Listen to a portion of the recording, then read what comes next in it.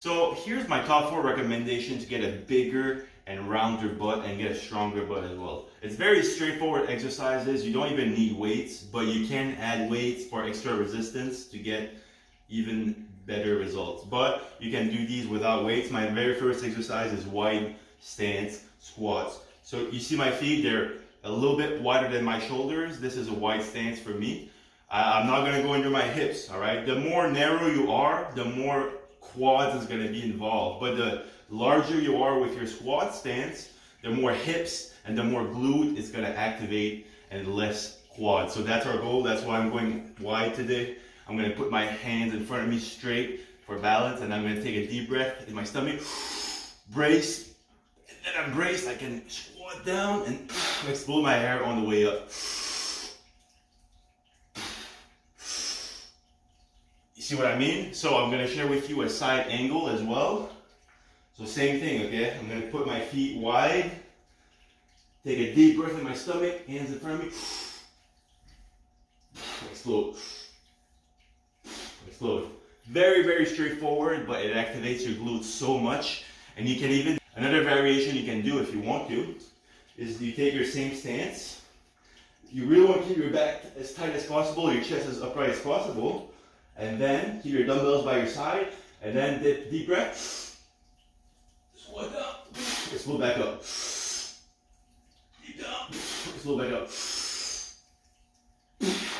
You see, exact same, except these are going to help you with balance. And it's a challenge, you know, it's a different variation of squat. You can really try it by yourself.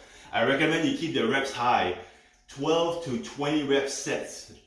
Very, very effective. It's gonna burn your glutes, gonna give you a great workout, and it's gonna blow up your glutes. All right, next variation, what I'll do, I'll put my feet under my hips, I'll slightly bend my knees just like this.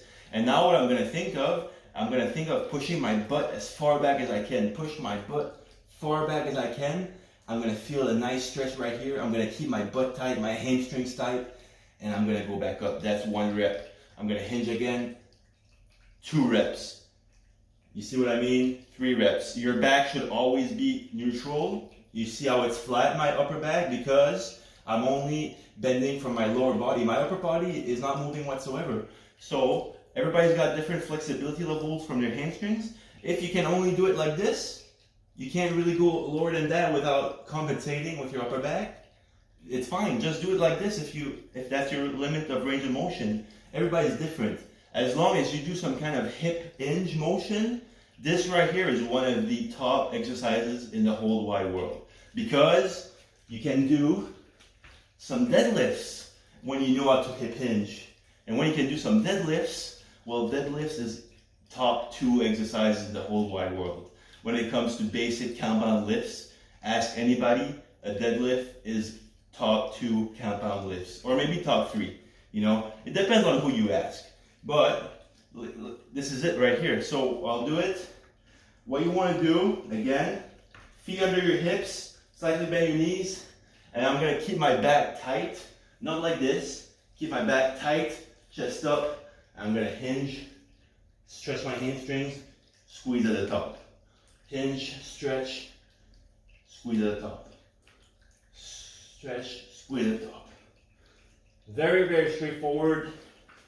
And sometimes some people butcher this exercise because they don't have the proper flexibility or mobility. It does take some hip flexion as well.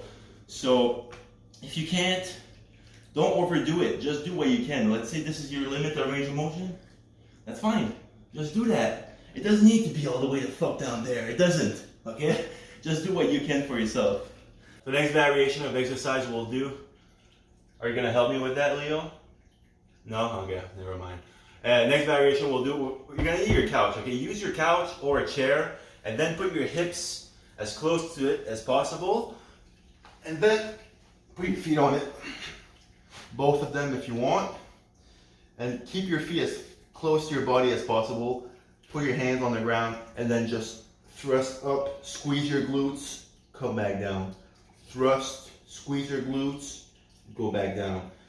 The added elevation really puts the angle steep, and it's just a harder variation compared to doing on the floor flat. That's why I recommend you do it like that. All right, you can always challenge yourself if you want to. If it's not challenging enough, fine. Get 1 foot off the floor, do it again. Do that for 12 to 15 reps and tell me after if you don't feel that. It's very challenging. And if you even want a bigger variety of challenge, add a weight on yourself and do it again. It's not enough challenging, same thing, remove the weight, you know. So this right here, it's like 4 variations in one exercise you can do at home. I hope this helps you out. Keep the reps high, keep the form tight. Every time you go up, you should squeeze your glutes. You should feel that. Go back down, take a deep breath. And then when you go back up, explode and squeeze, all right? There you go, Leo. Thanks for the help.